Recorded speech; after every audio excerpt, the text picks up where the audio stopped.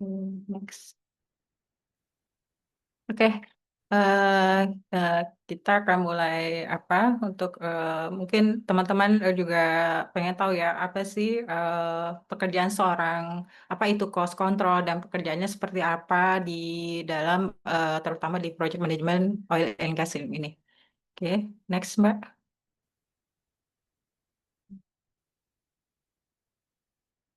Oke. Eh, Sebelumnya untuk materi yang saya kutip di sini materinya saya ambil dari ketika saya mengikuti pelatihan dan sertifikasi project management yang diadakan oleh Universitas Gadjah Mada, Universitas Gadjah Mada bekerjasama dengan Ikatan Ahli Manajemen Proyek Indonesia ini IAMPI yaitu pada tahun 2016. IAMPI ini sendiri sama dengan Project Management Institute yang mungkin kalau di luar itu PMI, mungkin yang untuk Indonesianya juga kita punya yang namanya IAMPI. Oke, nah untuk example cost report dan cost control ini saya ambil berdasarkan pengalaman saya sendiri. Oke, next Mbak.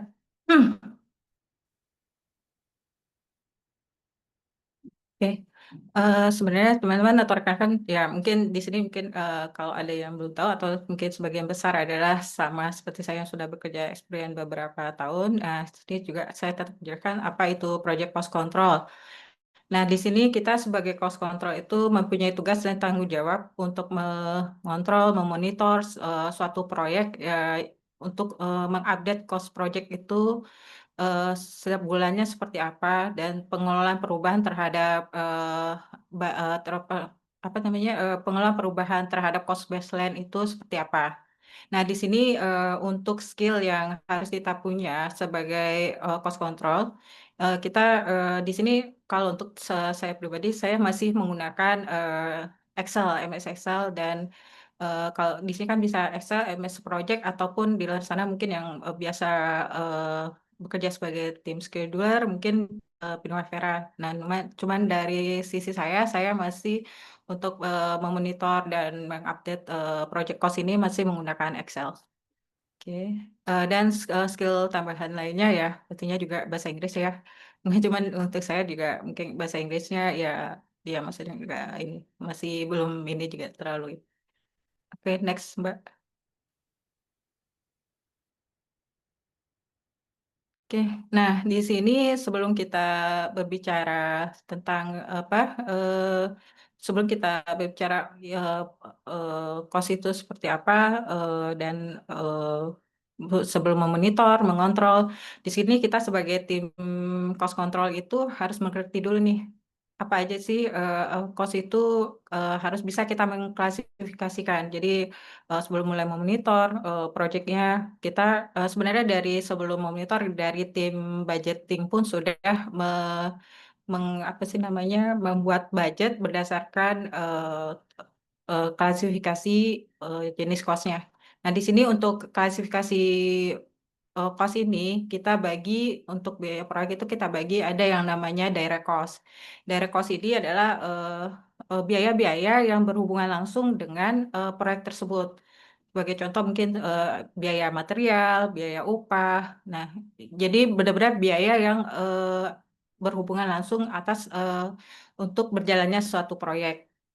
Dan yang kedua itu ada namanya indirect cost, yaitu biaya yang tidak langsung. Jadi biaya tidak langsung yang tidak berhubungan langsung dengan proyek. Misalnya seperti tim engineer, tim seperti tim konsultan atau tim lain yang mensupport untuk jalannya suatu proyek. Jadi bisa supervisor cost, construction atau tim yang tidak berhubungan langsung dengan jalannya proyek, tapi jadi seperti PMT dan lain sebagainya.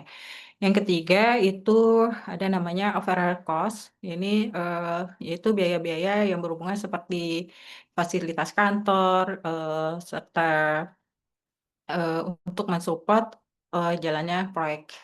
Oke, next Mbak.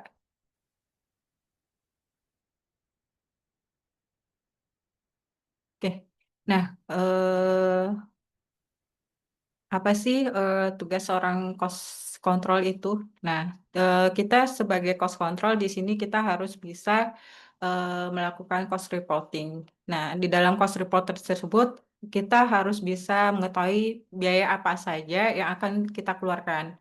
Jadi dari budget yang ada, misalkan di bulan berjalan, kita harus mengetahui nih nanti next kita tuh akan mengerjakan biaya apa aja yang akan dikeluarkan dari pekerjaan yang dikerjakan oleh tim lapangan, itu terutama dimonitor oleh tim project control, construction manager ataupun PM dan segalanya. Di sini kita juga harus bisa mengerti, mengetahui biaya-biaya tersebut. Yang kedua, kita bisa mengetahui apa aja pekerjaan yang sudah dilaksanakan. Jadi berupa komitmen record. Jadi misalnya di bulan berjalan kita eh, sudah untuk pekerjaan ini sudah dikerjakan. Jadi kalau komitmen record itu lebih seperti pekerjaan sudah selesai dan dia sudah mencapai istilahnya sudah kan prosedur itu ada beberapa yang berdasarkan milestone, berdasarkan progres fisik ataupun berdasarkan apa namanya eh, berdasarkan milestone, berdasarkan termin. Nah, ketika ketika pekerjaan tersebut sudah selesai sesuai dengan terminnya dan sudah ada biasanya, kita boleh menganggap itu masukkan sebagai komitmen record apa aja. Dan yang ketiga, seorang konsultan itu kita juga harus mengetahui seberapa besar prestasi fisik yang sudah kita capai. Nah, ini pastinya eh, butuh koordinasi kita ya dengan tim lapangan, tim project control, project schedule, ataupun tim kontrak. Nah, di sini emang butuh kerja sama tim dan untuk kita mengetahui nih di lapangan pekerjaan apa, pekerjaan fisik bulan ini apa aja yang sudah diselesaikan atau yang sudah dicapai gitu dari apa yang sudah diplankan oleh tim schedule ataupun project control. Next, kita di sini juga harus mengetahui pekerjaan apa aja yang sudah, pekerjaan yang apa saja yang akan diselesaikan. Jadi, misal pekerjaan ini untuk next-nya akan mengerjakan pekerjaan apa. Jadi kita juga bisa harus memforecastkan dari budget yang sudah ada, kira-kira next bulan depan kita akan mengerjakan eh, info dari lapangan akan mengerjakan pekerjaan apa dan kira-kira biayanya berapa. Nah itu kita harus bisa melihat kemungkinan biaya yang harus kita forecastkan atau kita estimasi berapa pengeluaran biaya berikutnya. Oke, nah di sini cost control ini sebenarnya kita tuh sebagai penjaga gawang nih dalam segi hal biaya. Jadi kita tuh sebisa mungkin untuk meminimalisasi cost overrun. Jadi jangan sampai kita over budget. Nah di sini tugas kita untuk menjaga dan mengontrol hal tersebut jangan sampai eh, proyek ini over budget. Nah, ya, dari kita juga setelah kita memeriksa, setelah kita melakukan tindakan yang disebutkan seperti di atas, nah kita tuh harus bisa menindaklanjuti pekerjaan yang kita kerjakan untuk di follow up dan kita bisa eh, ngasih info-info atau warning kepada project control atau PM atau tim yang terkait dengan kerjaan-kerjaan kita. Jadi misalkan ini kondisi biayanya berapa dan berapanya dan seperti apa dan kedepannya seperti apa. Nah itu harus bisa dari hasil yang kita dapat, bukti cost report dan segala macam. Nah itu bisa sebagai bahan kita untuk follow up ke project manager atau project control atau schedule atau tim kontrak. Next, Mbak.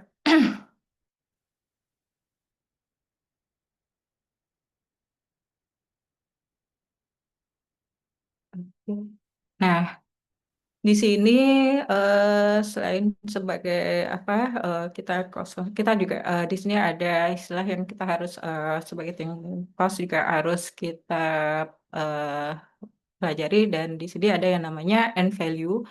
Itu suatu metode pengukuran performance suatu proyek dengan cara membandingkan jumlah pekerjaan yang direncanakan dengan apa yang sudah diselesaikan. Jadi untuk di situ tujuannya end value ini adalah untuk mengetahui performa cost dan schedule dengan apakah sesuai dengan apa yang direncanakan. Jadi kalau untuk value untuk cost itu kembali kepada cost dan untuk waktu dan schedule pelaksanaan waktu itu kita bisa berkoordinasi dengan tim lapangan. Jadi supaya kita bisa mendapatkan nilai eh, performa cost dan schedule. Dan kalau schedule kita dapatkan dari tim lapangan. Oke, apa sih itu end value? Nah, di sini untuk end value itu kita mempunyai tiga basic untuk hal yang kita harus pahami di dalam end value ini. Di sini ada yang namanya plan value atau dinamain juga budgeted cost of work schedule. Nah, ini adalah jumlah cost estimate atau aktivitas yang akan dilaksanakan dan telah disetujui. Jadi, plan value ini adalah kita dapatkan untuk plan atau jadwal plannya pasti kita dapatkan dari tim schedule atau project control dan untuk biayanya kita bisa kalikan dengan terhadap budget yang kita pegang. Jadi di sini kita untuk secara cost untuk mendapatkan nilai secara biaya kita dapatkan angka dari yang tim schedule untuk plannya berapa, tinggal kita kalikan terhadap nilai budget at completion ya. Oke, dan di dalam end value ini juga ada variabel yang namanya end value atau budgeted cost of work platform. Nah, ini adalah jumlah aktivitas yang telah diselesaikan. Jadi dari plan yang sudah direncanakan oleh tim schedule, bulan berjalan, berapa pencapaian progres yang mereka dapatkan, dan dari kita menghitung secara nilai biayanya. Oke, setelah itu kita juga harus poin di sini ada variabel actual cost. Nah, actual cost dari pekerjaan yang sudah dikerjakan. Nah, di sini kita mendapatkan untuk actual cost kita mendapatkan dari tim finance atau keuangan atau accounting. Oke, next, Mbak.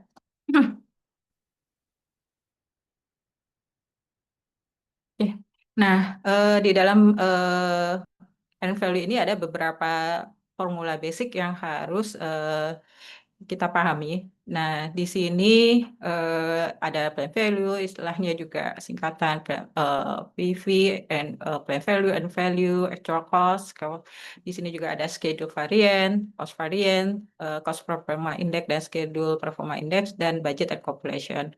Nah, di sini untuk kita bisa mendapatkan suatu nilai and value itu secara cost-nya kita akan dapatkan berapa jadi kita dapatkan informasi dari tim lapangan saat ini dari proyek yang dikerjakan saat ini pencapaian progres di lapangan ada berapa persen. Nah, itu kita kalikan dengan nilai budget yang kita pegang. Jadi budget at completion sampai akhir.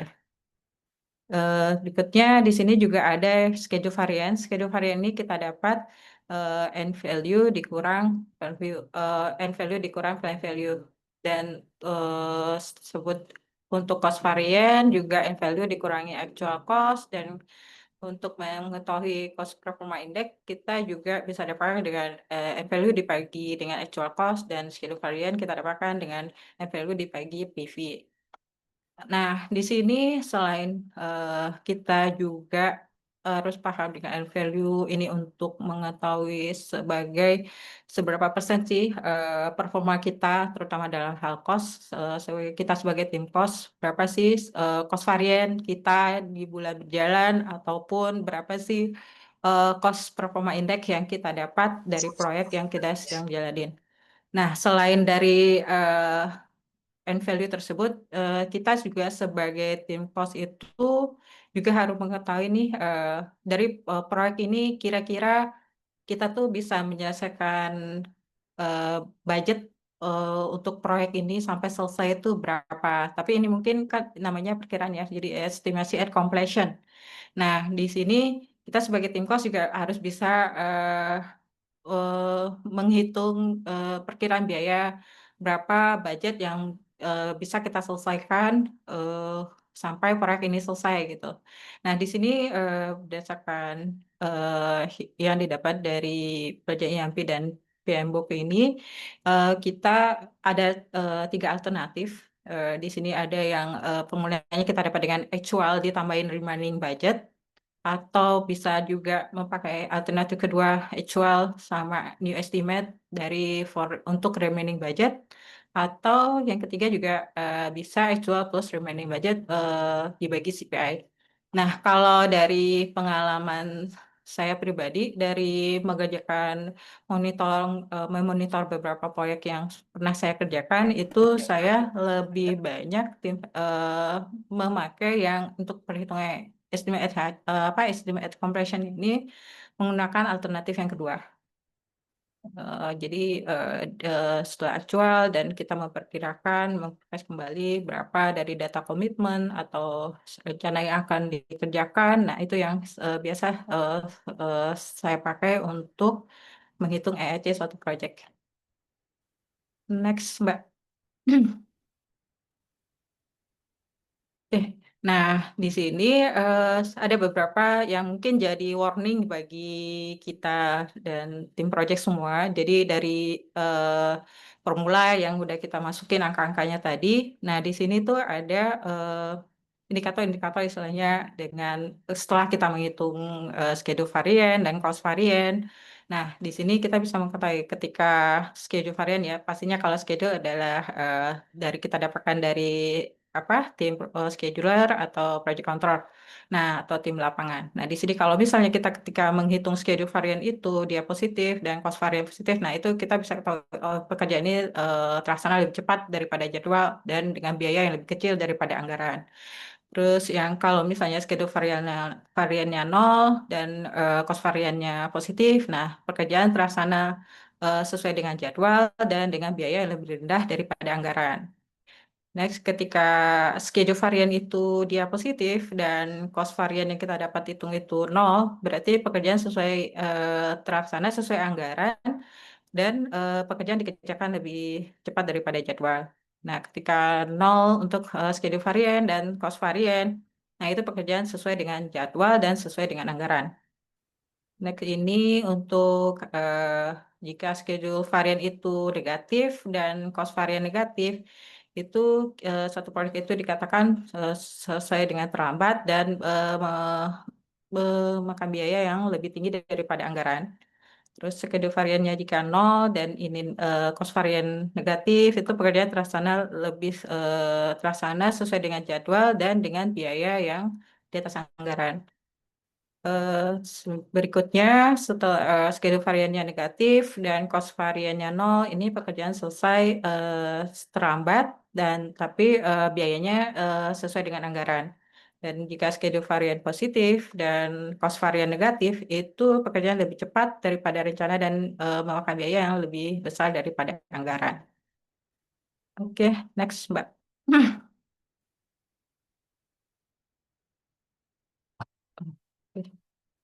Oh, ini kuis dulu ya, berarti ya, Mbak Safira. Iya, baik. Kembalikan ke Mbak Safira kalau gitu. Baik Bu, kita ada nih kuis dadakan nih buat teman-teman improvement nih. Jadi nggak kerasa ya, kita udah masuk nih ke kuis dadakan. Ingat, peserta dengan jawaban pertama terbaik, yaitu dengan tepat dan juga cepat, kalian bisa langsung tulis di kolom chat ya, dan akan mendapatkan Press GoPay nih. Jadi kalian sudah bisa nih. Ketika soalnya ada, kalian juga sudah bisa langsung menulis jawabannya. Baik, langsung saja masuk ke soal kuisnya ya, Bu. Nanti Ya. dibantu untuk peserta yang jawabannya pertama terbaik dan juga tepat dan cepat, bisa langsung mengklaim hadiah GoPay ke kami ya. Silahkan di next.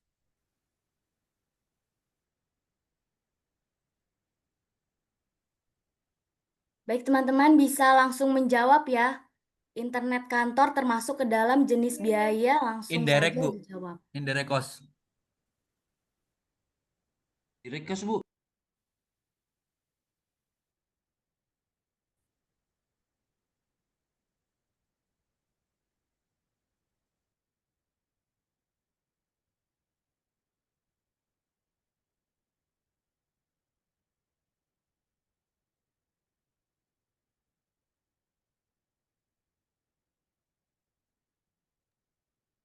Eh, oh Indirect ya, cost, Bu.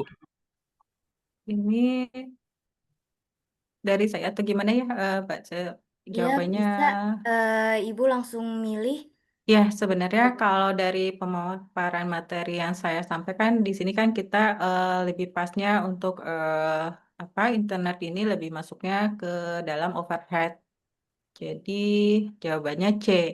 Dan sebenarnya ya ini juga sebenarnya beberapa proyek juga eh, itu bisa masuk ke kategori indirect cost sebenarnya karena ada beberapa proyek yang juga saya misal pernah monitor dan kita dapetin budget dari tim budget ataupun project manager itu juga internet atau eh, internet ini bisa masuk ke dalam biaya indirect cost. Cuman saat ini mungkin lebih tepatnya karena sesuai dengan materi yang saya sampaikan, mungkin saya lebih memilih untuk jawabannya sesuai materi yang disampaikan saat ini. Jawabannya benarnya adalah C, overhead cost. Mungkin silakan Mbak Sefira untuk yang Iya. ininya. Baik, selamat di sini untuk yang chat di ruang chat yang tercepat dan juga tepat kepada Fahmi Rosyad. Bisa langsung hubungi admin ya untuk mengklaim hadiah GoPay-nya. Baik, langsung masuk saja ke materi berikutnya. Oke. Nah, baik teman-teman dan rekan-rekan semuanya, untuk materi berikutnya kita mungkin bisa langsung untuk contoh cost report dan cost control. Dan untuk contoh eh, di yang saya sampaikan di sini itu berdasarkan dengan eh, pengalaman yang saya kerjakan selama bekerja di sebagai tim cost control. Dan mungkin untuk nilai biaya dan mungkin aktivitas mungkin bisa di apa sesuai dengan apa yang pernah proyek yang saya ikut monitor. Tapi untuk nilai biaya yang ada di sini itu hanya simulasi biaya aja. Oke, untuk di sini ada untuk contohnya ada contoh cost report ada monthly report dan estimate at completion. Dan juga poin B-nya kita ada contoh untuk template cost control bulanan. Oke, next, Mbak.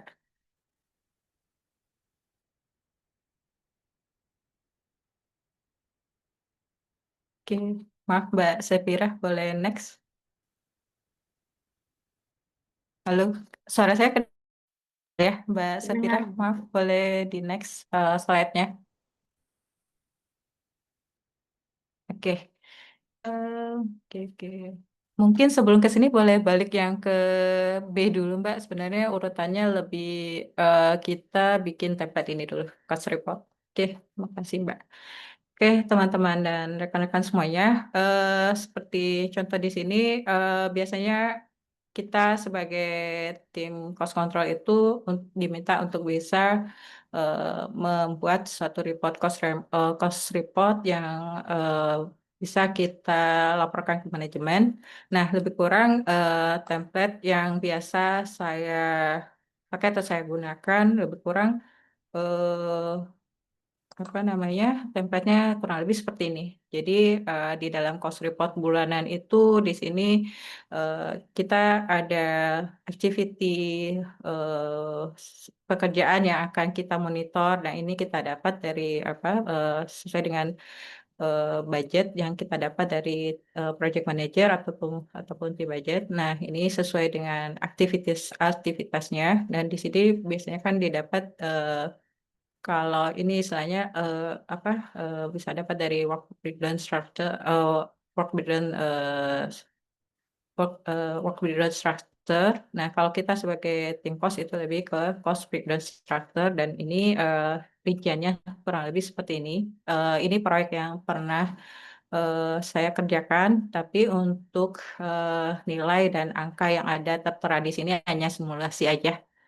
Nah, di sini kita harus menambahkan di dalam cost report ada budget. Ya, ini budget budget yang kita bicarakan di sini adalah untuk kita mengontrol per bulan adalah cost baseline. Nah, di sini kita budget di sini adalah budget budget yang cost baseline. Terus di sini kita juga bisa menginfokan bulan sebelumnya, eh, bulan sebelumnya berapa budget, dan kita juga bisa menghitung berapa penyerapan budget, budget bulan sebelumnya terhadap overall budget. Nah, di sini juga this period itu bulan yang sedang kita laporkan.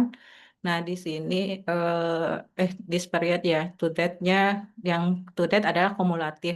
Ya, ini budget saat ini ditambah dengan budget sebelumnya. Jadi kumulatif bulan sebelumnya dengan bulan berjalan yang akan kita laporkan. Dan di sini juga kita bisa menghitungkan remaining budgetnya berapa. Itu juga kita perhitungkan secara eh, activity dan secara overallnya berapa, dan kita juga bikin setiap apa namanya, setiap aktivitasnya kita juga bikin penyerapannya berapa. Nah, ini kurang lebih seperti ini tempat yang biasa saya gunakan untuk di apa cost report yang biasa saya laporkan. Oke, next Mbak. Oke. Maaf Pak, sebelumnya yang satu lagi seperti ini. Oke, bukan yang budget at completion yang oke. Ini yang estimate at completion yang satu lagi nggak ada ya Mbak? Nggak ditambahkan ya Mbak Safira, maaf. Baik, Eh, sebentar ya Bu. kan ada yang waktu itu, sebentar. Ada estimate at completion Mbak, ada template satunya lagi. Di situ ada berisikan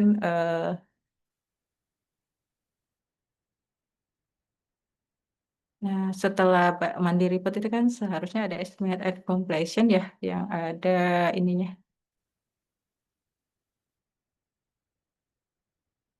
Hmm.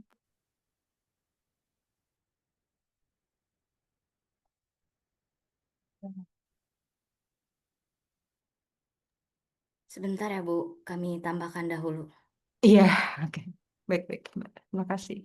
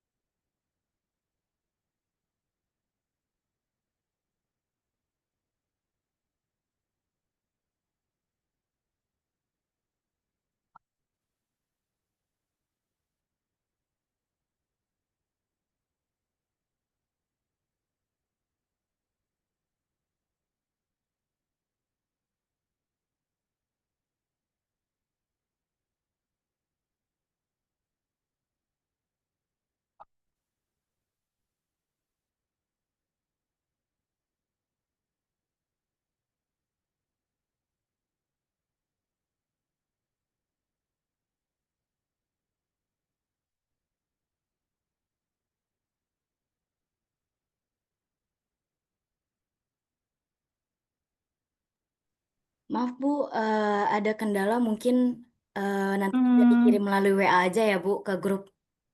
oke. Tapi mungkin sebentar ya. Oke. Atau Eh, bisa di share screen saja dari Ibu bagaimana Bu? iya, boleh. Aku Ya, coba ini boleh ya ya. Bu. Oke, siap. Sebentar. Ini aku langsung screen atau dari Mbaknya matikan itu dulu ya. Boleh ke Ibu aja. Oke, sebentar. Hmm. Aku lupa lagi. Share screen-nya di mana ya? Sebentar. Share screen.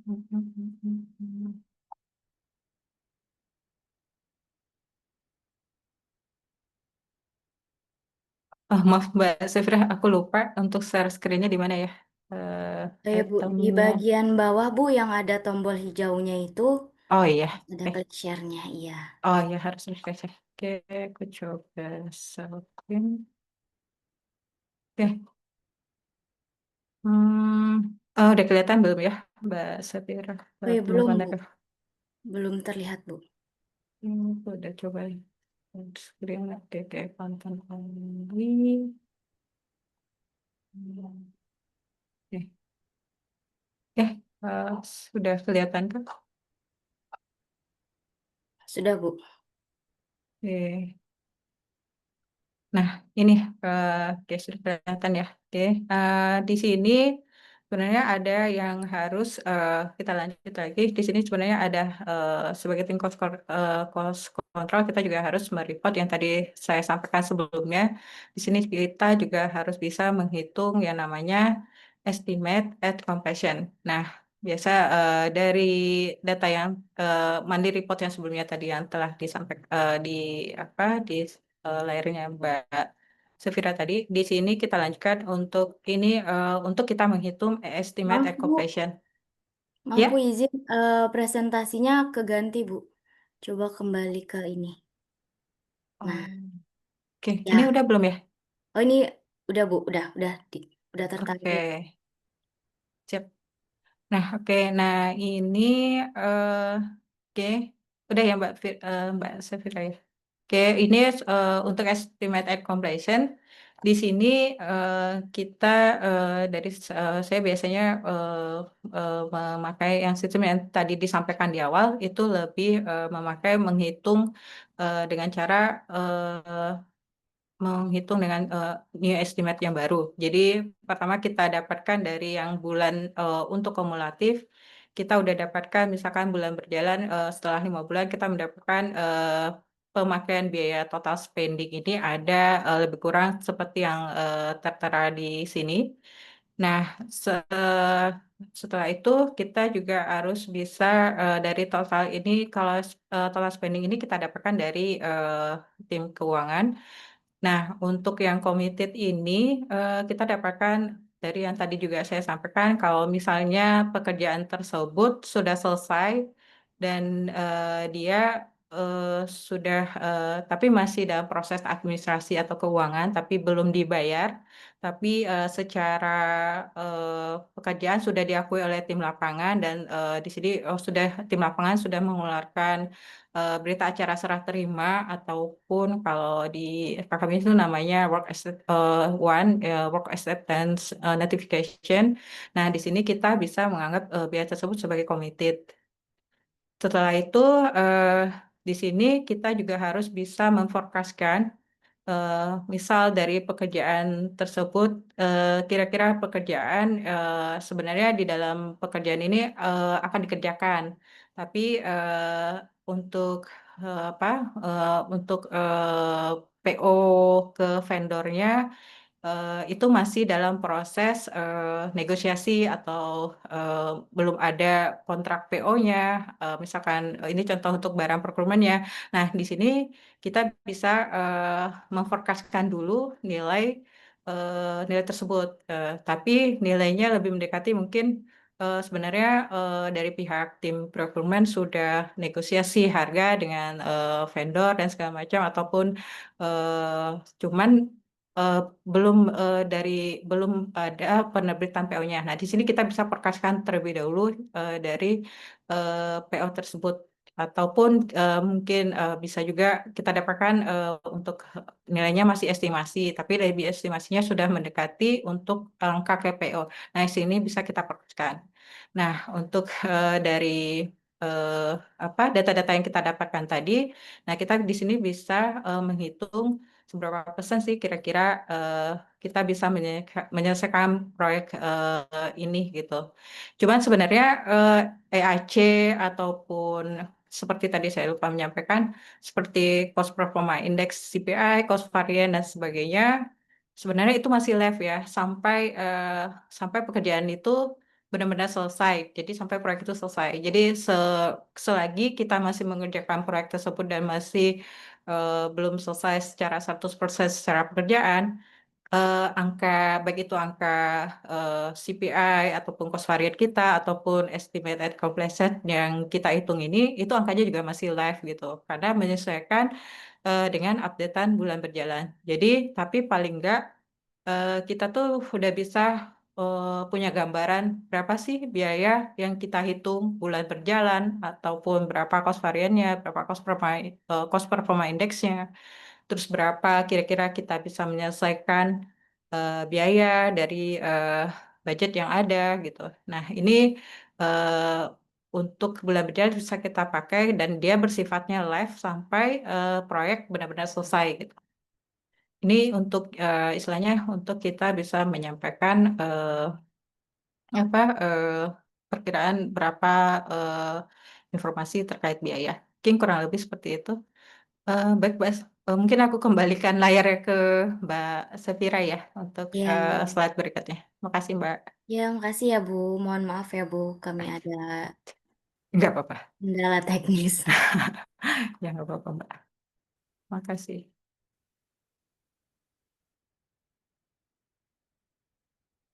Oke, kita masuk ke slide berikutnya ya ini. Nah, ini lebih cost report untuk summary.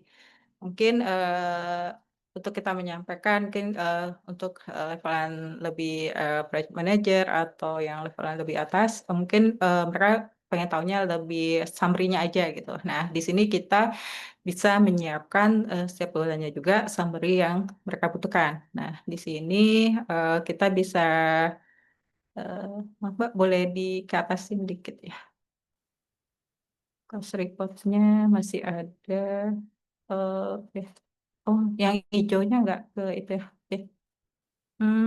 Project cover budget, budget.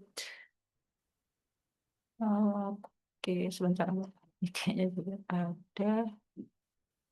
Oke, yang under budgetnya nggak ke show ya Mbak? Atau bisa di iniin aja ya?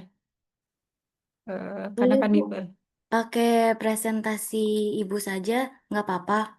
Mau nggak Ibu bantu presentasi kembali? nggak apa-apa sih, ini hanya itu aja, nggak apa-apa, itu aja balik Pak. Karena itu hanya ini aja kok, summary-nya aja, nggak apa-apa untuk hitungannya show dari Pak Supir aja. Oke.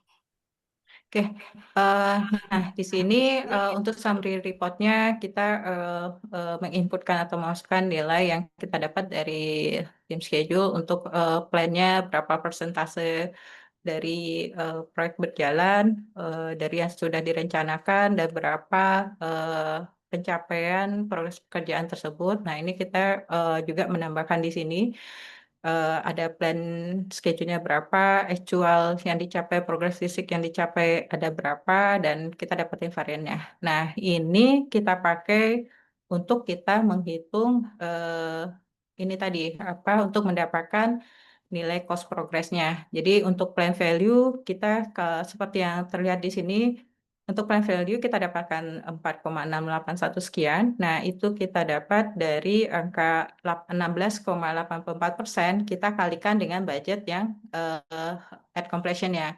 Nah, ini didapatkan angka 46,81,520. Nah, berikutnya pekerjaan itu sudah berapa persen tercapai di bulan berjalan.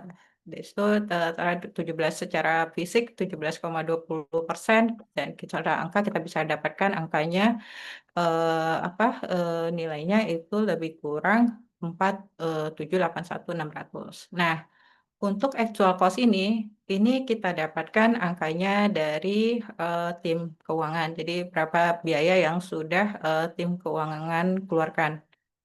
Oke, nah di sini kita bisa menghitung CPI-nya berapa. Jadi tadi kita hitung sesuai rumusnya, ya ini apa namanya N value dibagi dengan actual cost-nya. Jadi kita dapatkan angkanya ini cost performa index-nya itu 1,05. Nah di sini, eh, nah sebenarnya di sini kita bisa menambahkan untuk kita sebagai misalnya rambu-rambu ya, maksudnya kita tuh tahu ini over budget. Nah, ini kita mungkin bisa menambahkan indikator-indikator yang terlihat di sini. Jadi kalau merah kita kasih untuk cover budget, kuning on budget, hijau kuning hijau ini apa under gitu. Nah, untuk nilainya berapa mungkin bisa disesuaikan dan didiskusikan dengan apa manajemennya. Nah, kalau di sini saya waktu itu mungkin lebih kurang 15% apa berapa gitu. Nah, di sini kita bisa menggunakan indikator tersebut. Jadi di sini dari proyek yang ada kita di bulan berjalan itu CPI yang kita dapat ada 1,01, berarti masih under budget. Berikutnya, tadi yang sudah disampaikan, di sini kita bisa menyampaikan berapa estimasi at completion-nya dari yang sudah kita hitung tadi. Nah, di sini secara overall, kita bisa mengetahui bahwa proyek ini secara cost itu dia under budget. Ya, kurang lebih seperti itu. Oke, next, Mbak. Nah, baik teman-teman, kita langsung masuk ke quiz time. Langsung saja, langsung masuk ke slide selanjutnya untuk pertanyaan yang tercepat dan juga tertepat. Kami kasih waktu 3 menit untuk menjawab. Nanti Bu Yani akan sebutkan jawaban terbaik. Nanti bisa langsung ngeklaim hadiahnya ke kami ya. Baik, langsung saja. Baik teman-teman, bisa langsung menjawab. Kami kasih waktu untuk 3 menit.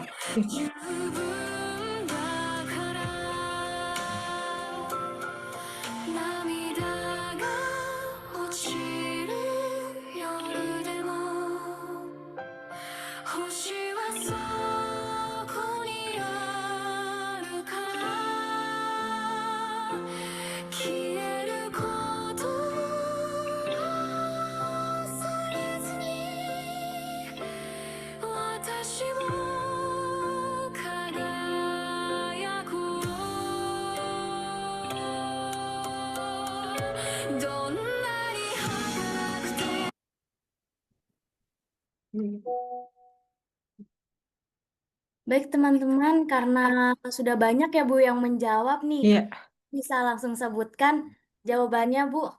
iya, boleh, Mbak. Jadi, untuk quiz 2 ini, proyek pemasangan pipa gas stasiun dan sudah berlangsung selama 5 bulan. Setelah dihitung nilai cost variannya sama dengan 0, manakah pernyataan berikut yang benar? Jadi jawabannya benarnya karena cost variannya adalah 0 dan itu sesuai yang materi yang sudah kita pelajari tadi, itu adalah jawabannya B, project on budget. Mbak, untuk ininya saya Baik, kembalikan ke Mbak. baik terima kasih Bu. Di sini saya melihat David Handoyo ya yang menjawab cepat dan juga tepat. Bisa langsung menghubungi admin untuk mengklaim hadiah GoPay-nya ya. Baik, langsung saja nih masuk ke slide berikutnya ya Bu. Iya, boleh. Nah, kita akhirnya sudah masuk ke sesi Q&A ini. Jadi kita memberikan kepada para peserta untuk bisa bertanya langsung kepada trainer kami. Mungkin tadi presentasi kami ada sedikit kendala yang mungkin eh, mempengaruhi pemahaman materinya. Jadi teman-teman di sini jika ingin memperdalam lagi bisa langsung tanyakan kepada trainer kami nih, Bu Yeni. Jadi kalian bisa langsung menggunakan fitur raise hand di sesi interaktif ini. Jadi nanti Bu Yeni bisa pilih nih siapa orang untuk Bu Yeni ingin jawab pertanyaannya. Baik begitu, Baik. kami persilakan untuk teman-teman untuk raise hand. Silakan Bu Yeni untuk memilih. Oke, saya ada 2 ya. Oke, mungkin dari Mbak Desnita ya. Silakan, Mbak. Boleh. Tes, apakah suara saya terdengar? Terdengar, Mbak. Mbak. Oke, terima kasih Mbak Safira dan Ibu atas kesempatan pertanyaannya. Perkenalkan dulu sebelumnya saya Desnita, Bu. Saya adalah mahasiswa teknik sipil yang cukup tertarik juga dengan sektor oil and gas. Karena pada saat kerja praktik saya juga ada di sektor oil and gas. Nah, saat ini saya mahasiswa tingkat akhir, jadi mungkin sebentar lagi saya akan lulus gitu ya. Pertanyaannya adalah bagi fresh graduate yang ingin masuk ke project management di oil and gas, kira-kira kompetensi apa sih yang paling krusial dalam aspek cost control yang biasanya itu tidak didapat di bangku kuliah? Kemudian dalam bidang teknik sipil juga itu kan ada bagian cost estimate atau cost control ya, Bu. Nah, eh, sering juga mengalami yang namanya fluktuasi harga material. Nah, dari itu, Ibu sebagai cost control yang sudah memiliki banyak pengalaman ya, Bu, bagaimana sih cara menghadapi fluktuasi harga material dan peralatan di bidang atau di sektor oil and gas? Kemudian, strategi cost control seperti apa itu yang paling efektif untuk menjaga cost baseline tetap realistis sepanjang siklus proyek? Seperti itu, Bu. Terima kasih. Oke, oke. Oke. Baik, ini langsung dijawab atau gimana, Mbak Supra? Atau nunggu satu-satu langsung jawab atau nunggu berapa pertanyaan gitu? Boleh Bu, bisa langsung menjawab saja Bu, karena waktu kami masih panjang nih, jadi kami memberikan kesempatan seluas-luasnya untuk para peserta hari ini untuk sesi bertanya langsung kepada trainer kami. Jadi Ibu bisa langsung menjawab nih Bu. Oke, Iya. terima kasih untuk Mbak Desnita untuk pertanyaannya. Sangat bagus banget pertanyaannya. Terima kasih. Mungkin saya mulai apa untuk yang pertama ya, untuk sebagai apa tim cost ini hal yang perlu kita kita apa namanya kita eh, eh, untuk bisa apa terjun di cost control skill yang kita punya. Nah, untuk terus terang ya, kalau dari saya sendiri kan sebenarnya memang basicnya bukan yang berhubungan langsung dengan technical secara engineering ya. Nah, dari pengalaman saya yang terjun dari dunia yang bukan langsung dari engineering, mungkin seperti Mbak Disnita mungkin sudah mempelajari secara basic-basic engineering, teknikalnya dan segala macam. Nah, mungkin untuk hal yang krusial banget itu pertama kita mungkin harus memahami ya ketika ketika kita mau terjun di bidang cost control atau di bidang oil and gas, ketika kita mulai terjun dan memonitoring dan segala macam. Untuk pertama mungkin secara ini kita memahami apa ketika dikasih kesempatan untuk bisa bekerja dan bisa ini kita punya skillnya itu terutama untuk tools yang kita biasa pakai ya, terutama untuk misalnya saat ini kan terus terang saya sebagai cost control dan saat ini masih menggunakan Excel. Nah untuk skillnya ya pertama tuh Excel, tapi kalau lebih bisa lebih lebih tinggi lagi misalnya bisa memahami untuk apa Microsoft Project ataupun Primavera, karena kan dua dua dua apa namanya dua aplikasi ini tuh sudah secara langsung eh, untuk end value ya terutama, dan untuk itu bisa langsung tersimulasi ketika kita menginputkan biayanya atau menginputkan nilai material dan sebagainya. Jadi dia punya dari software Microsoft Project dan Primavera yang dari semuanya saya ketahui ya. Jadi itu dia sudah punya aplikasi untuk minimal membantu kita lebih cepat juga untuk bisa menghitung end value dan cost performa index tadi. Nah, kalau semisalnya kita masih tapi dari pengalaman saya dari beberapa perusahaan yang pernah saya apa jadi monitor cost control di sana, saat ini masih Excel. Nah, mungkin itu poin pertama, dan yang kedua mungkin kita bisa nyari informasi tentang project management. Kalau bisa ketertarikan untuk bidang project management, kita nyari informasi informasi project management seperti apa dan terutama cost. Nah, itu mungkin kita bisa ikut misal seminar-seminar yang terkait info tersebut gitu. Terus semisal kita bisa punya waktu, misalnya nih mbaknya masih kuliah terus punya waktu untuk bisa ikut training atau seminar yang apa lebih spesifik lagi ke course itu juga bisa kita ikutkan. Dan yang kedua, untuk pertanyaan yang kedua, di dunia ini apa yang itu ya apa namanya sebagai tim course itu ya, Kak? Nah, kita emang sebagai tim cost itu kita harus bisa eh, apa namanya menjaga biaya ini agar tidak melebihi dari budget. Nah, itu kita paling penting di sini itu adalah kerjasama tim, Mbak.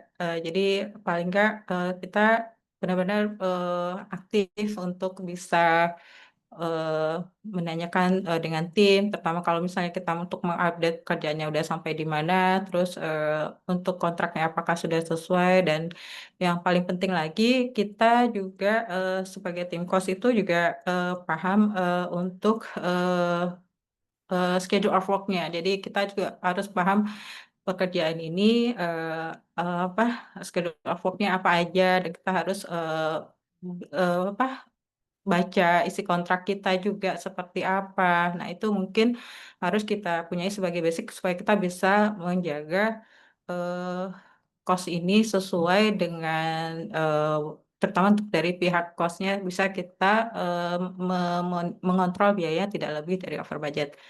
Nah, yang ketiga untuk pertanyaan terkait material. Ya, eh, itu emang secara apa namanya secara kita sebagai tim terutama saya sebagai tim cost control itu emang terkait material itu eh, biayanya seringkali berubah ya. Nah, itu kan mungkin ini wilayahnya cost estimate ya, Mbak. Mungkin saya ini sedikit aja.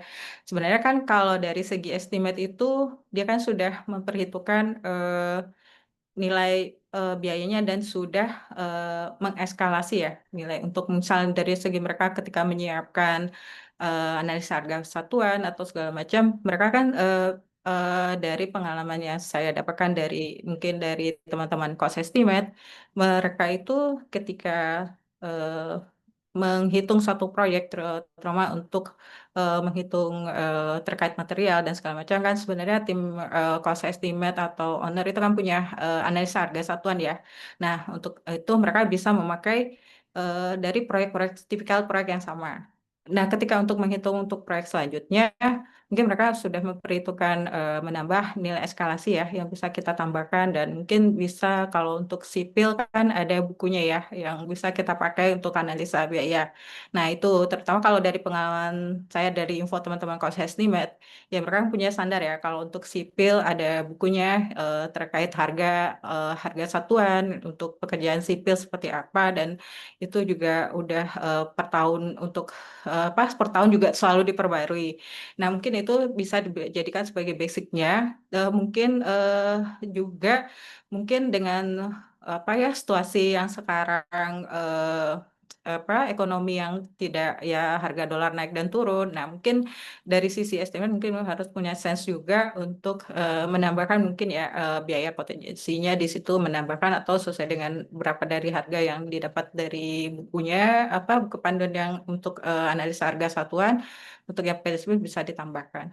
Kurang lebih seperti itu, Mbak. Atau ini sebenarnya ini dari sisi apa ya cost estimate ya. Sebenarnya kalau kita sebagai tim cost control ya ketika kita ada apa istilahnya ketika biayanya lebih ya paling dari sisi cost hanya bisa menyampaikan karena kadang menggunakan data yang kita dapat dari cost estimate. Jadi kita hanya bisa mengontrol. Jadi pun kalau ketika harga naik dan itu kan juga dari tim procurement juga akan melihat lagi ya dari sisi untuk ketika dia ke vendor atau segala macam. Nah, itu mungkin lebih wilayahnya ke ini sih Mbak. Kalau kita dari sebagai tim cost control sebenarnya hanya mengingatkan, oh ini loh apa biayanya agak lebih dari ini. Cuman kita tahu misalnya dengan ya apa dengan situasi misalnya dolar naik turun dan itu mempengaruhi biaya. Nah itu dari sisi cost hanya bisa mengingatkan kita punya budgetnya segini gitu. Nah, mungkin kita bisa kembalikan ya kalau misalnya dari angka kita dapatkan dari tim budget atau cost estimate yang sudah melakukan estimasi dan untuk penyampaian yang kita dapat ketika itu lebih ya kita mungkin bisa menyampaikan kepada PM dan mereka yang ngambil mitigasi untuk hal tersebut. Mungkin kurang lebih seperti itu, Mbak Desnita. Terima kasih, Ibu. Sama-sama, Mbak. Oke, Baik, untuk langsung lanjut ya Bu. oke, Maaf Bu.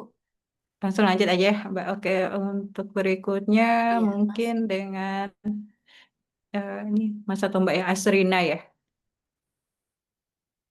Iya, baik Bu. Terima kasih. Sebelumnya mohon maaf saya harus off cam karena jaringan di tempat saya kayaknya agak kurang bagus.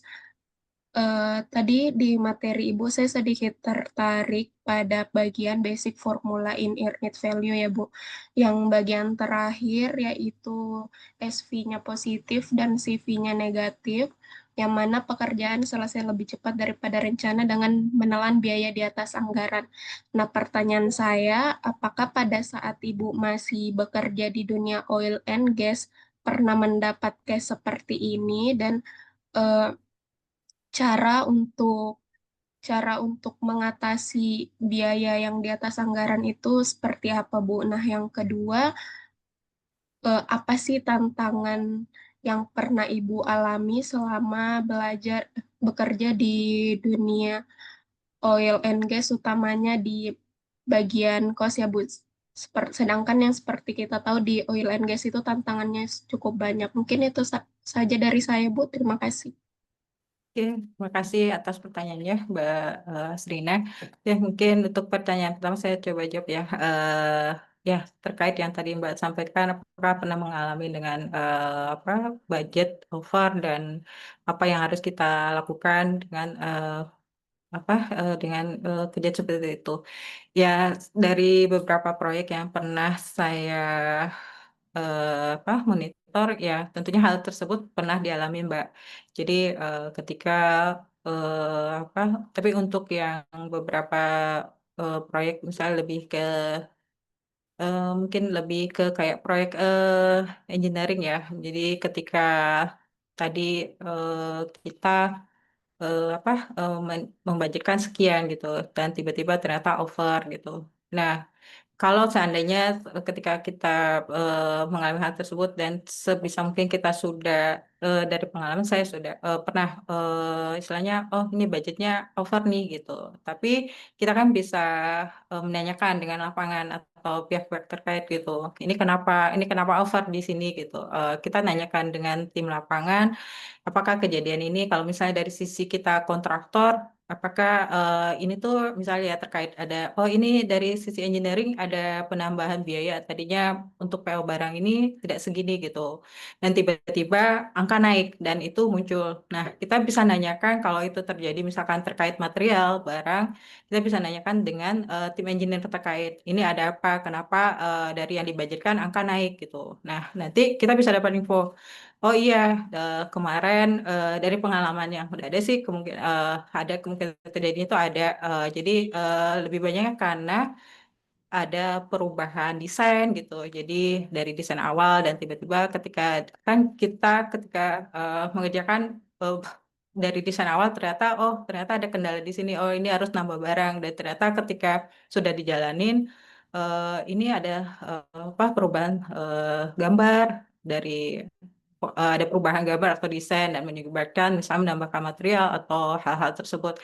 Nah, itu ketika kita sebagai kontraktor dan itu kita dapatkan informasi seperti itu, ya kalau memang kita udah dapatkan informasi tersebut, dan mungkin kan dari pihak teman-teman engineering juga memberikan informasi tersebut. Nanti paling dengan koordinasi dengan tim kontrak ataupun proyek kontrol dan PM juga akan melihat apakah ini ada di kontrak. Jadi balik lagi sebenarnya kita tuh harus memahami juga apakah di kontrak itu tersetnya seperti itu. Nah, jika kejadiannya tidak seperti kontrak di awal, dan kalau memang kita sebagai kontraktor memungkinkan untuk change order dan sesuai dengan ya paling dari sisi engineering dan tim kontrak ya yang ngurus hal tersebut. Dan kalau memang itu kita ketika mengajukan change order atau change request namanya atau semacam hal itu dan setelah mereka meetingkan dan di approve dari sisi klien dan kita disetujui operation order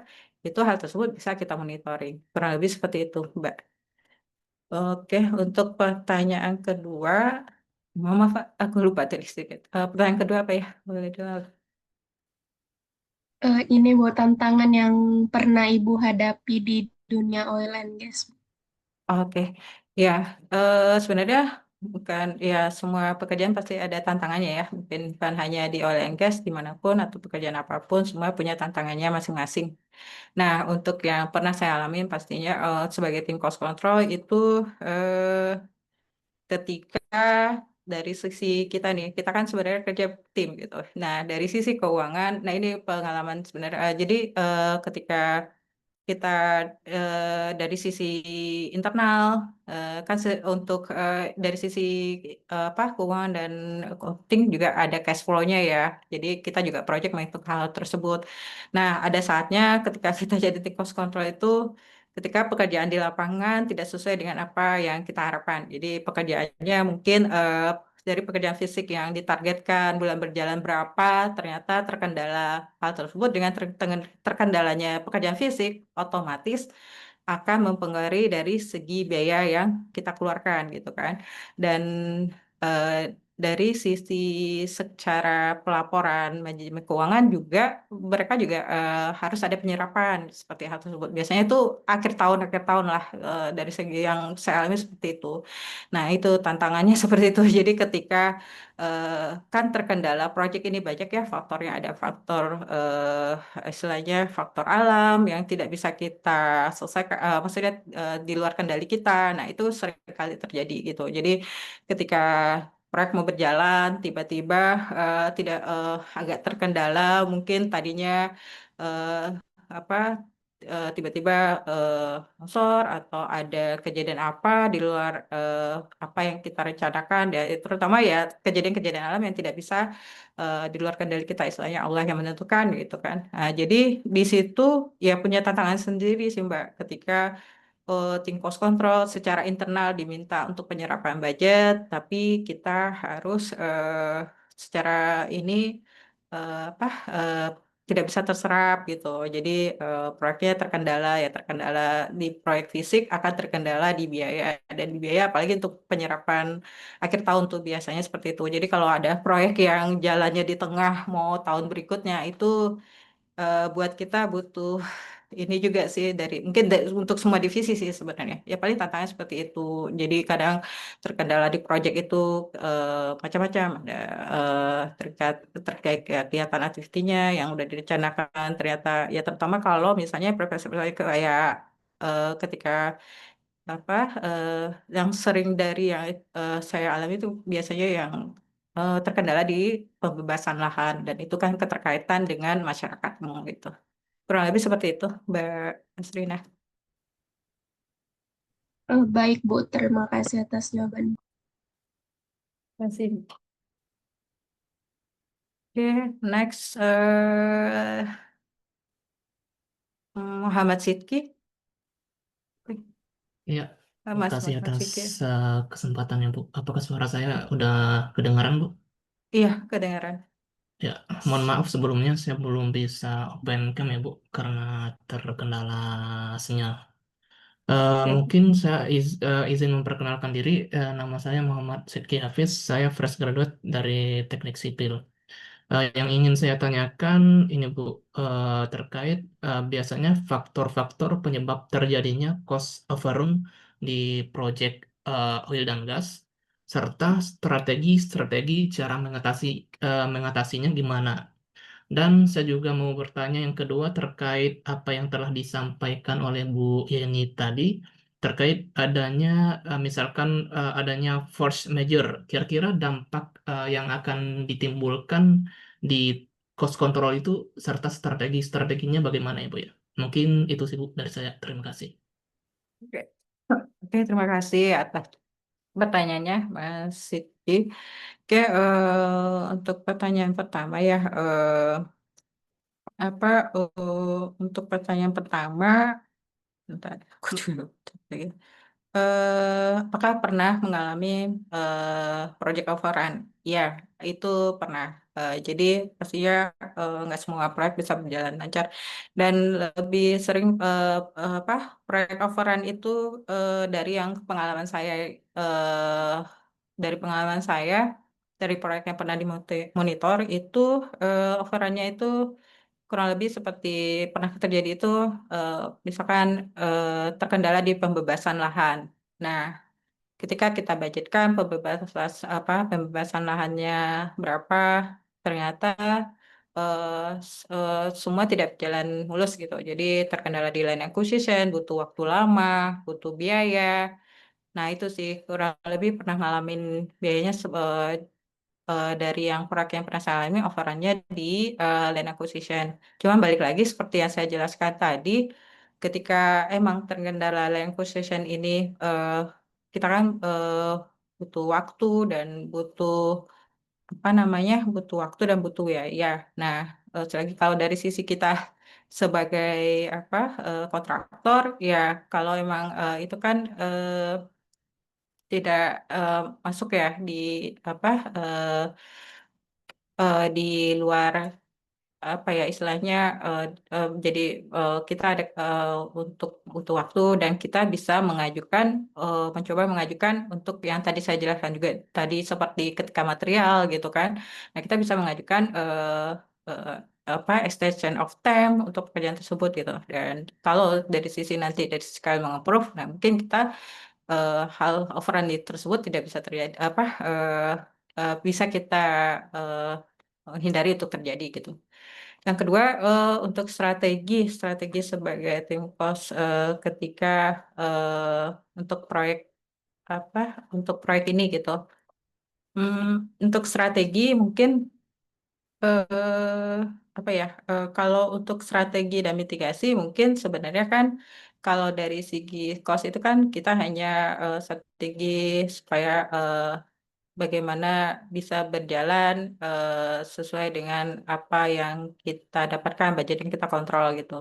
Tapi balik lagi ketika hal-hal ini terjadi seperti yang sudah dijelaskan, kalau misalnya itu berhubungan dengan ada perubahan skop atau eh, apa perubahan pekerjaan dan desain atau segala macam. Nah, itu kan untuk strateginya mungkin kita bisa kembalikan dan untuk mitigasinya kita kembalikan kepada project manajemen. Dari sisi cost kita balik lagi kita hanya memberikan rambu-rambu. Ini saya udah berusaha untuk menjaga keuangan. Tapi ketika ini terjadi di luar kendali yang semua istilahnya kita kan ada istilahnya apa ya ini kita alami hal seperti ini tapi apakah ya kita balik lagi kita cek sesuai diskusi dengan tim lagi gitu jadi strateginya ini seperti apa mungkin kalau untuk strategi dan mitigasi mungkin lebih kita apa serahkan kepada project manajemennya selaku sebagai pelaku pimpinan project untuk yang ketiga apa ya mas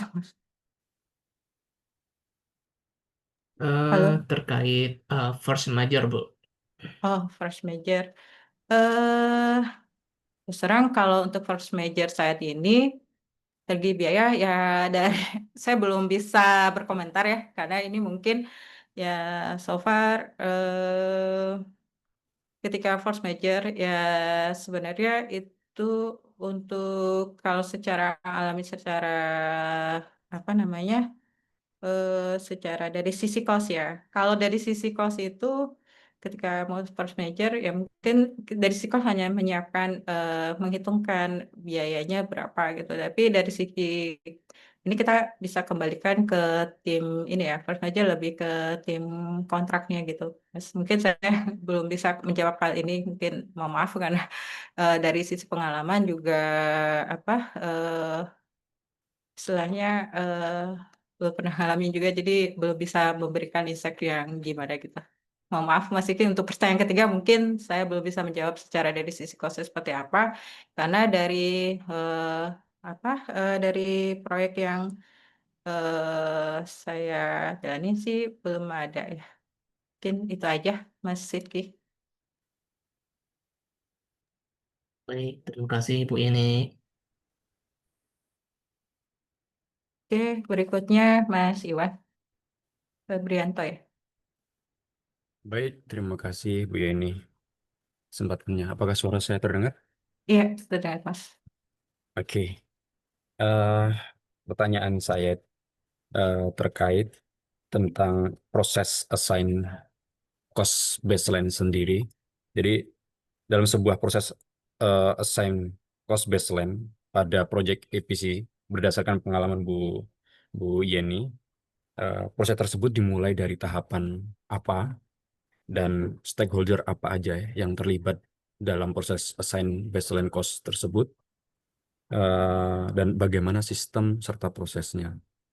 Dan pertanyaan yang kedua, jika terjadi rebaseline cost yang disebabkan oleh yang sudah dijelaskan oleh BNY tadi, bagaimana sistem dan prosesnya.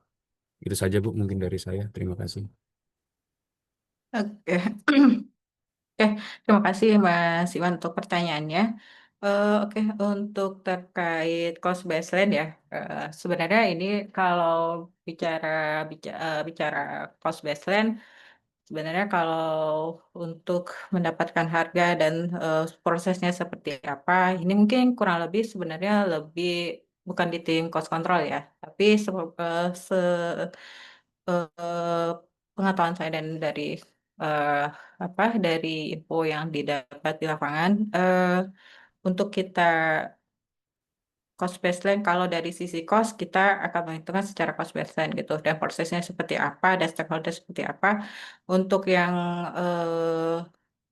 secara proses ini sebenarnya lebih ke project management ya Mas. Sebenarnya kan luas ya, karena perhitungan cost baseline ini untuk dapat angka di awal itu kan yang melakukan ini apa untuk melakukan angka di awal. Sebenarnya karena kalau kita cost control itu kita hanya mengontrol nih, kita dapetin angka dari manajemen, dari dari tim project, dari manajemen, dari project manager, kita dapetin angka. Ini dari yang kita dapat sebagai tim cost, kalau kita ngomong cost, kita dari tim dari tim atau dari project manager akan mendapatkan angka cost baseline kita segini, aktivitas kita segini. Ya, jadi untuk mendapatkan sistemnya sebelum dapatin angka untuk FPCI dan prosesnya seperti apa.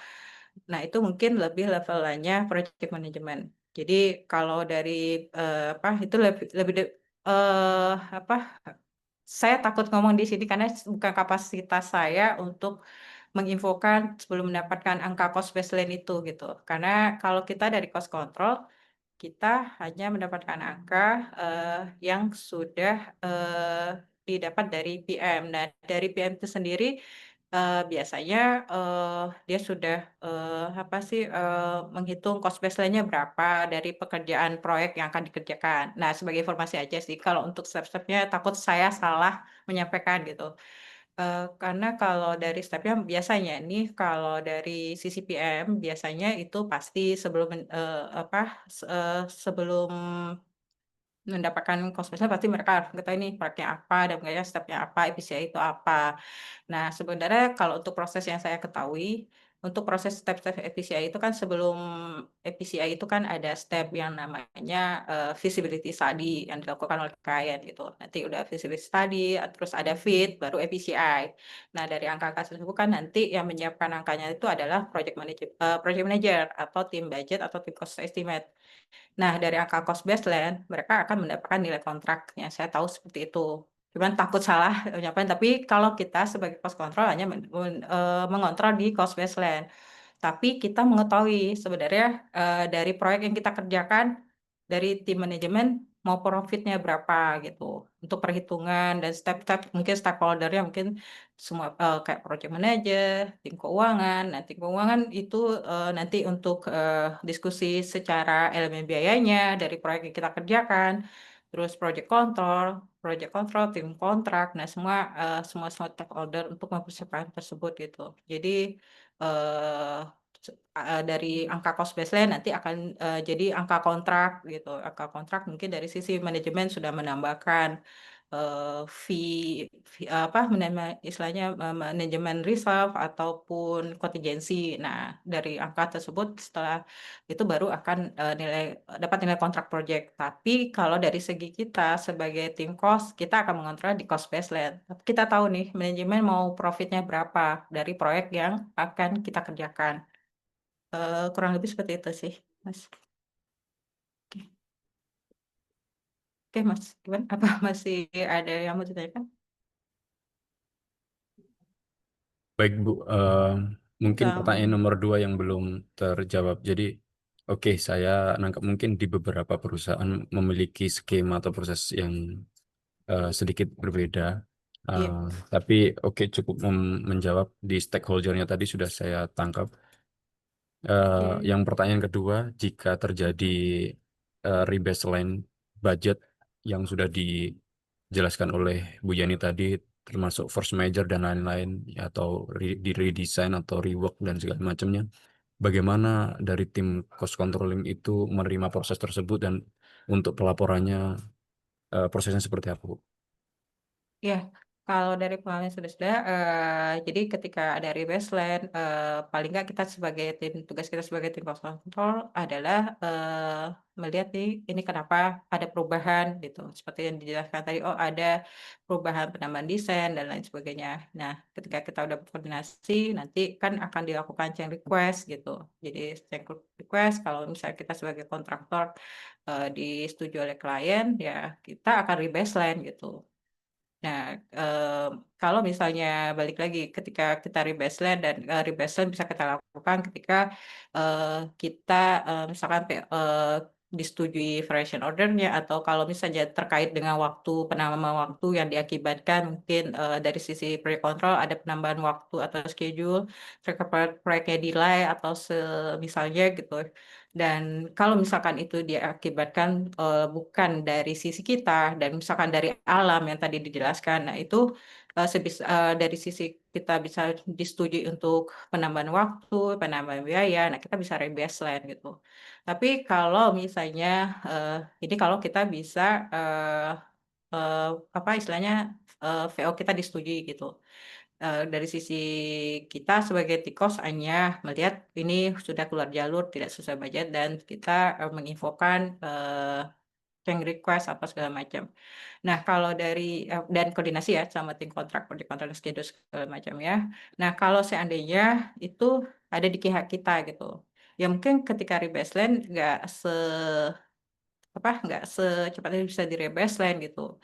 Ya mungkin kita bisa, tapi pernah kejadian pernah gitu. Tapi eh, kita melihat lagi kan dari kalau memang harus rebaseline lagi apa intinya kalau intinya mau rebaseline itu nunggu approval approval kita dapat dari klien dulu aja. Itu aja sih kalau strateginya seperti itu Mas Ivan. Baik, terima kasih, Bu Yani. Sama Mas. Oke. Oke. Udah nggak ada ya Mbak Safira. Mungkin boleh ini Bu, di room chat nih Bu, ada yang banyak bertanya nih Bu. Mungkin karena mereka Oke. terkendala raise hand dan juga open mic, mungkin mereka bisanya mengajukan pertanyaan lewat chat nih Bu. Nah, Ibu bisa nih Bu pilih yang mana yang bisa apa untuk dijawab Bu, seperti itu Bu. Oke, sebentar ya, aku coba. Hmm, hmm.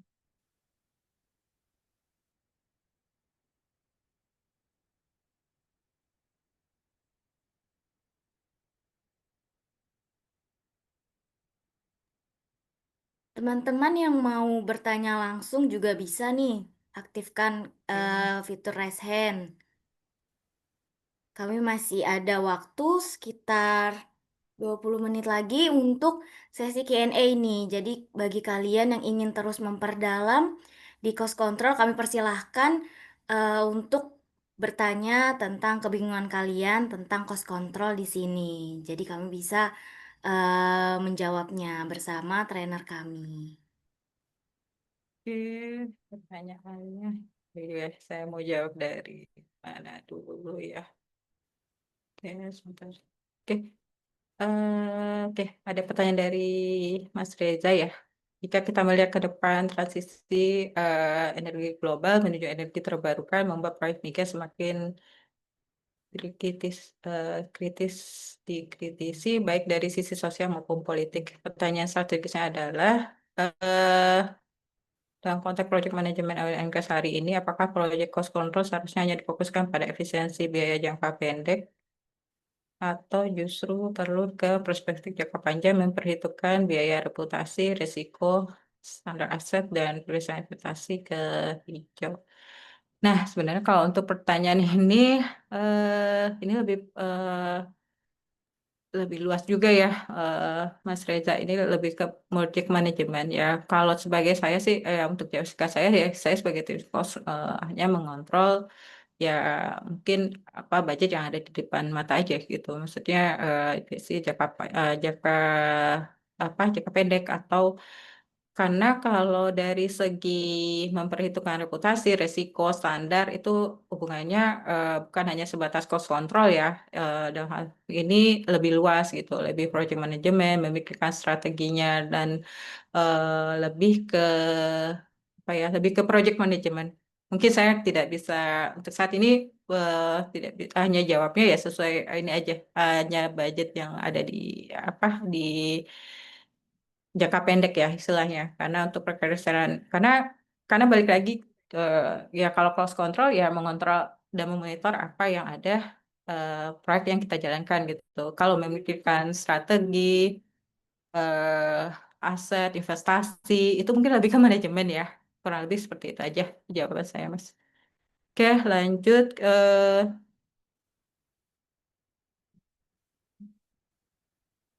Hmm,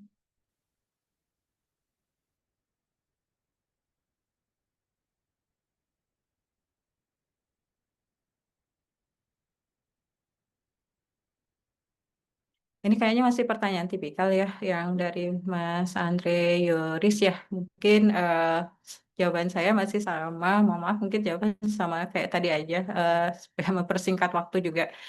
Jadi strategi cost sudah seperti tadi ada pertanyaan-pertanyaan sebelumnya. Mungkin jawaban saya masih sama ya, Mas Andre. Oke, terima kasih atas pertanyaannya.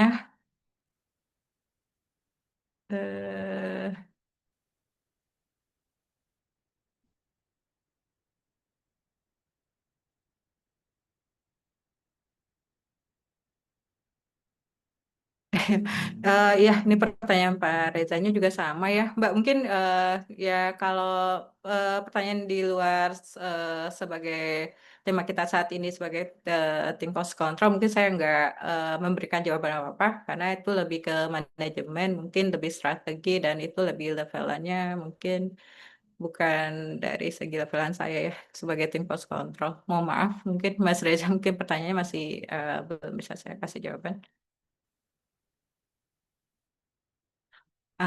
Oke, untuk pertanyaan Mas Bagas, ya penyusunan cost report apakah pernah menggunakan software SAP ERP? Jika pernah, oke, alur report yang biasa dilakukan. Iya, kalau untuk pertanyaan Mas Bagas, ini untuk cost report, sebenarnya kalau untuk pengalaman saya, ini terutama yang sebelumnya ya, saya di Medco, itu kita menggunakan emang software SAP ERP. Tapi secara untuk eh, monitornya atau seperti yang tadi saya sampaikan, itu mungkin secara SAP-nya untuk data-datanya itu kita dari data SAP yang sepengalaman saya kemarin di Medco itu kita dapatin untuk angka memonitor material. Ya, kita bisa dapatkan infonya, terus terkait dengan apa namanya barang-barang yang sudah atau yang pekerjaan yang sudah komit. Nah, itu memang kita dapatkan infonya dari SR, apa IRP yang dari SAP-nya gitu. Nah, itu kita memang mendapatkan data-data tersebut. Tapi itu kalau dari kemarin pengalaman kan kita dari SAP-nya itu ya mungkin dapatin angka committed ya, terutama apa untuk material di lapangan, terus udah gitu untuk dapatin actual cost-nya. Tapi dari pengalaman saya itu untuk cost report bulanannya tetap balik lagi dari data-data yang udah didapat tersebut, ya dikompil jadinya seperti yang tadi saya sampaikan. Jadi mana barang itu masuk di untuk aktual dapat dari data aktual dari SAP yang dihasilkan dari finance gitu. Terus untuk yang committed yang kita dapatkan juga dari SAP, mana barang-barang yang udah apa udah masuk ke dalam apa namanya committed di SAP-nya. Tapi untuk mengkompilnya untuk menjadi report seperti yang saya sampaikan tadi dari pengalaman saya itu tetap masih menggunakan balik lagi ke Excel karena secara pelaporan ke manajemen pun itu masih menggunakan data apa namanya data Excel gitu. Jadi tetap harus dikompil sih Mas. Jadi tidak langsung jadi langsung ketika menggunakan SAP bisa langsung keluar cost report seperti yang kita mau langsung enggak. Tapi paling enggak itu sebagai sistem kita untuk mengontrol iya dari semua proyek yang kita jalanin gitu. Tapi untuk menjadi suatu template report yang bisa istilahnya bisa dikonsumsi semua manajemen gitu kita tetap balik lagi ke Excel sih. Kalau dari pengalaman saya masih memakai Excel gitu. Jadi data-data SAP-nya kita dapatin dari kita convert ke Excel, terus kita compile dan jadi suatu report yang kita bisa sampaikan ke manajemen. Kurang lebih seperti itu.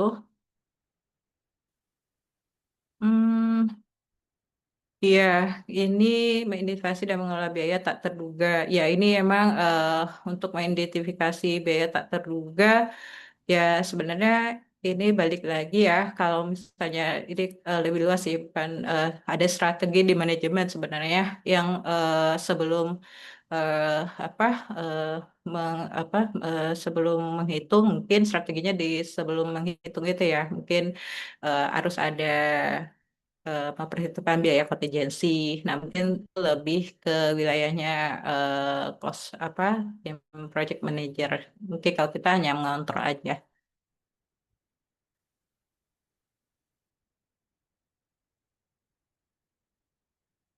Oke. Oke. Jika terdapat rework pada saat proses construction akibat perubahan desain, apakah ini termasuk dalam budget direct cost atau yang lain?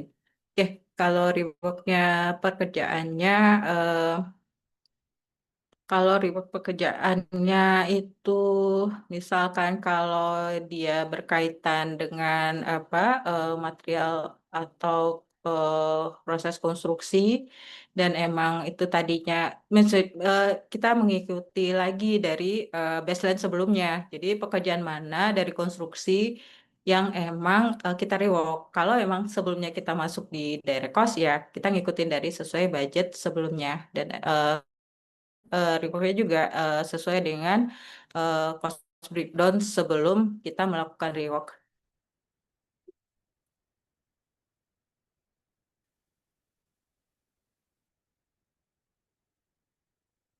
Oke, apa yang tadi diceritakan?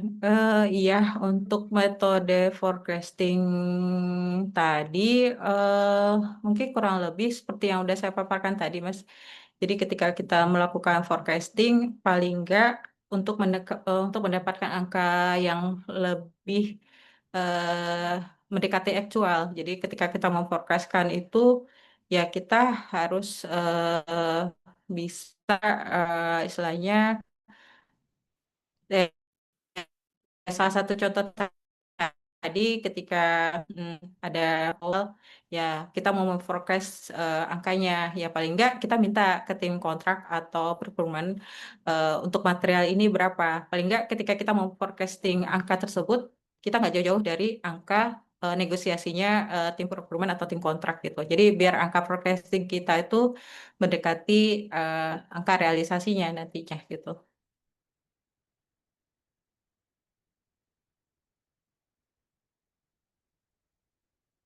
Langkah atau cara mengurangi biaya proyek pelaksanaan proyek. Mengurangi biaya. Ya, sebenarnya kalau secara mengurangi biaya, tapi balik lagi juga sih mengurangi biaya dalam pelaksanaan proyek tanpa mengurangi kualitas hasil kerja. Nah, ini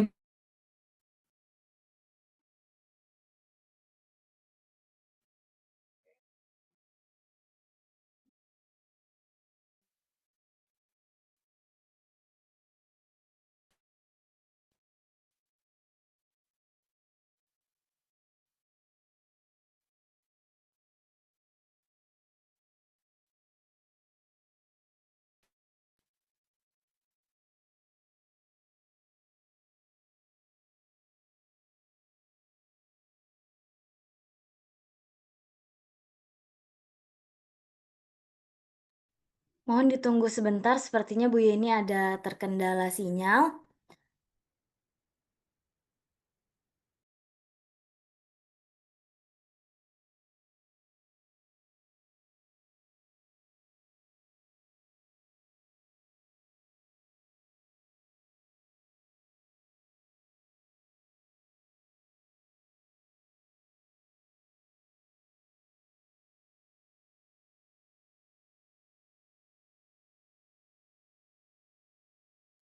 Untuk teman-teman yang hadir di sini, untuk link presensi kami ganti dengan link sertifikat ya. Jadi nanti teman-teman bisa langsung isi link sertifikatnya di akhir webinar ini. Baik, sepertinya Bu Yeni masih ada terkendala sinyal. Mungkin kita lanjut ke slide berikutnya. Kita tolong untuk dipresentasikan kembali.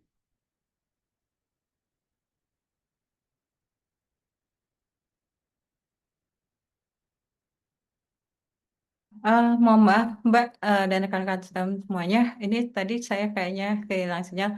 Mungkin mohon maaf sebelumnya Mbak dan teman-teman dan rekan-rekan semuanya, mungkin nggak semua pertanyaan bisa saya jawab ya, karena juga kita juga udah terkait waktu sesuai dengan waktu yang sudah disampaikan, kita mungkin harus selesai di jam waktu yang sudah disampaikan selesai di jam 11. Jadi mohon maaf, mungkin nggak semua pertanyaan yang bisa saya jawab. eh Mungkin mudah-mudahan ya di lain waktu kita bisa silaturahmi kembali untuk bisa menjawab semua pertanyaan ini. Oke, saat ini saya kembalikan dan terima kasih buat teman-teman yang buat pertanyaannya semua. Dan mohon maaf jika ada pertanyaan yang belum bisa saya jawab dan mungkin saya kembalikan ke Mbak Safira sebagai moderator. Terima kasih Iya, Mbak. terima kasih Bu sudah mengisi webinar pada hari ini. Mungkin Ibu ada nih Bu untuk closing statement atau apa Bu? Oke, Kami baik. persilakan. Oke, makasih Mbak. Oke, baiklah, mungkin terima kasih banyak buat teman-teman dan rekan-rekan semuanya dan terutama buat tim Improv ID. Terima kasih atas kesempatan dan waktunya untuk kita bisa belajar bersama. Semoga dengan apa yang kita pelajari dan kita diskusikan bersama bermanfaat buat kita semuanya, terutama buat saya pribadi. Dan semoga apa namanya dan mohon maaf untuk pertanyaan yang belum bisa saya jawab dan mohon maaf jika pastinya banyak kekurangan di dalam penyampaian terkait cost control ini dan jika ada salah kata saya mohon berkenan dimaafkan dan terima kasih banyak semuanya. Semoga sehat dan sukses selalu buat kita semuanya. Makasih banyak. Assalamualaikum warahmatullahi wabarakatuh. Kembalikan kepada Mbak Fira. Waalaikumsalam warahmatullahi wabarakatuh. Terima kasih banyak Bu Yeni telah memberikan materi pada hari ini. Baik, kita langsung lanjut aja ke next berikutnya.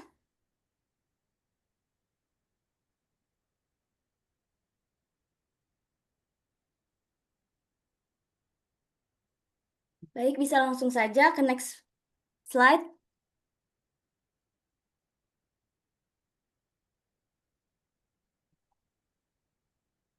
Baik, next slide lagi.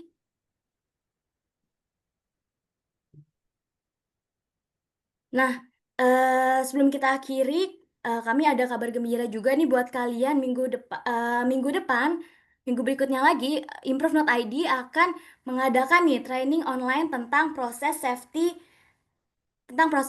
nih. Nah, di webinar ini kalian akan belajar langsung bersama narasumber hebat kami yaitu Bapak Pedi dengan pengalaman lebih dari 20 tahun sebagai proses safety engineer dan pernah menjabat juga sebagai manajer proses safety manajemen sistem di Medco. Nah, lalu juga kami juga ada Bapak Jamal dengan pengalaman lebih dari 6 tahun dan pernah menjabat juga sebagai proses safety engineer di Medco dan kini menjabat sebagai senior proses safety engineer di Tripatra.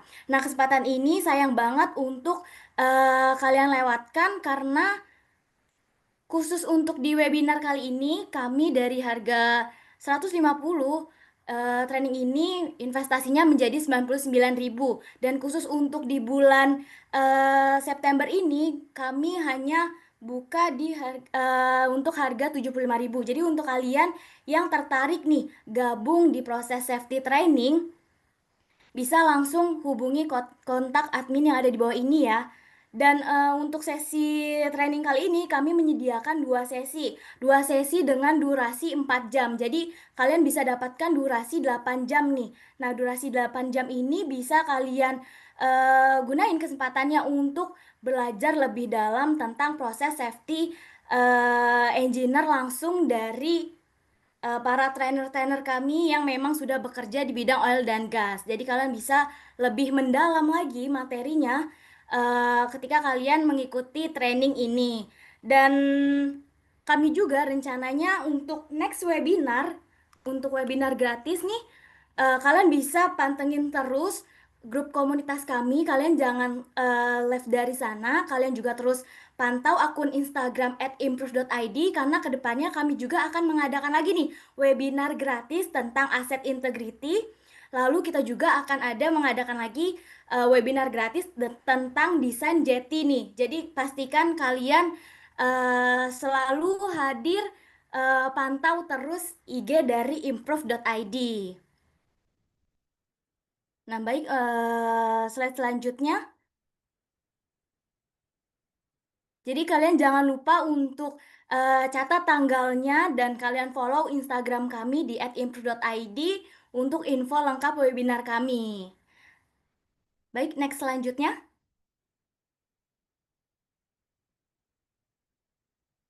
Sebelumnya maaf, nah untuk benefit nih yang kalian dapatkan di proses safety training ini, yang pertama adalah sertifikat, lalu kalian bisa mendapatkan materi PDF-nya, kalian juga bisa mendapatkan record trainingnya, dan tentunya di training ini kami juga menghadiahkan e-money dan kalian bisa langsung berkonsultasi, kami sediakan ruang diskusi langsung dengan trainer kami. Dan di sini juga tentunya kami juga memantau progres kalian. Tentu di training kali ini kami akan menyediakan pretest dan juga post-testnya.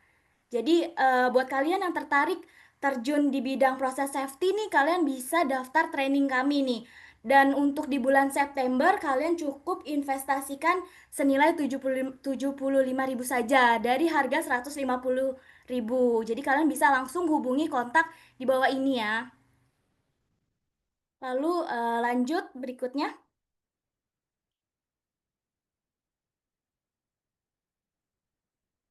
Nah, tadi teman-teman sempat banyak yang tanya di mana link absensinya, presensinya. Nah, kalian bisa langsung saja scan link ini ya untuk mendapatkan sertifikat webinar pada hari ini. Silahkan teman-teman untuk di-scan. Dan ini caranya yang pertama kalian cukup follow akun LinkedIn kami di @improve.id. Lalu kemudian kalian bisa buat postingan di LinkedIn tentang webinar kami pada hari ini berupa ringkasan materi ataupun insight yang kalian dapatkan. Lalu kalian juga jangan lupa untuk tag LinkedIn @improve.id dan juga LinkedIn pemateri kita Bu Yeni @yenipuri. Nah, kalian bisa buat postingan seperti itu ya teman-teman. Baik, silahkan untuk di-scan linknya dan juga sertifikatnya. Dan untuk teman-teman yang memang terkendala pada scan sertifikat ini atau memang sudah mengisi form sertifikatnya namun masih belum menerima sertifikatnya, kalian bisa langsung hubungi admin ya. Jadi kalian bisa langsung konfirmasi jika memang kalian belum mendapatkan link sertifikatnya. Dan untuk sertifikatnya sendiri akan kami kirim di hari kerja ya teman-teman. Baik, baik untuk linknya dan scan-nya nanti kami kirim ke grup saja ya. Iya, baik, lanjut ke slide berikutnya. Baik, terima kasih untuk teman-teman semua atas antusiasnya pada webinar pada hari ini dan terima kasih juga nih kepada Ibu Yeni yang telah berbagi pengalamannya dan juga materinya yang sangat berharga kepada kami semua. Mungkin kita bisa sesi foto dulu ya teman-teman dan Bu Yeni sebelum kami tutup webinar pada hari ini. Mungkin bisa on cam semua, minta tolong ditutup untuk presentasinya.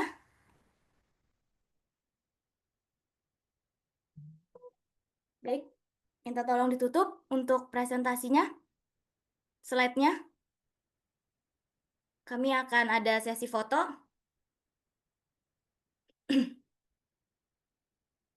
Baik. Baik, mari teman-teman kita foto semuanya. Mari Bu Yeni, mari kita foto. Minta tolong untuk aktifkan kamera. Iya, minta tolong untuk semuanya teman-teman di sini untuk mengaktifkan kameranya. Terima kasih telah hadir di webinar improve.id. Pastinya ketika kalian join di grup komunitas, kami pastikan ilmu dan berbagai manfaat bisa kalian dapatkan. Dan kami infokan juga nih ke kalian nih, kami telah bekerja sama dengan PT Patria Menara Abadi. Kami akan mengirimkan info locker nih ke kalian nih. Jadi sebelum ditutup juga nih kami mau infokan ke kalian. Jadi nanti di grup komunitas akan kami forward. Jadi ada locker dari PT Patria Menara Abadi.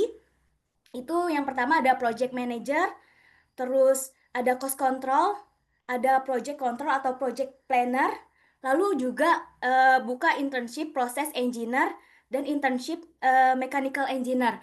Jadi pastikan kalian masih stay di grup ya. Jadi nanti kami akan kirim loker-loker ini ke kalian yang sudah bekerja sama dengan improve.id. Baik, langsung saja teman-teman semua yang sudah on cam, langsung kami foto ya. 1, 2, 3. Oke, lagi 1, 2, 3. Oke, next 1, 2, 3. Oke, terima kasih kepada teman-teman semuanya yang telah hadir pada hari ini.